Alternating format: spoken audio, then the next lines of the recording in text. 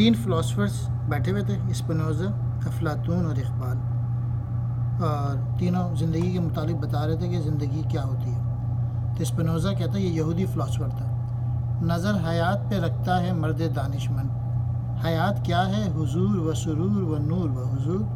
Spinoza کہتا ہے جو عقلمند آدمی ہوتا ہے وہ زندگی پہ نظر رکھتا ہے، اور حیات کیا ہے؟ مستی موجی کا نام ہے، 5 دن کام کرو پھر ویکینڈ چاہے اور ویکینڈ میں مستی کرو۔ افلاطون سے پوچھا، بھائی آپ بتائیے۔ افلاطون نے کہا، نگاہ موت پہ رکھتا ہے مرد دانشمند، حیات ہے شب تاریک میں شرر کا نمود۔ اس نے کہا نگاہ موت پہ رکھتا ہے جو عقلمند آدمی ہوتا ہے، زندگی کیا ہے؟ بس بہت تھوڑی سی ہے۔ پھر اقبال سے پوچھا، بھائی آپ کا کیا وہ ہے؟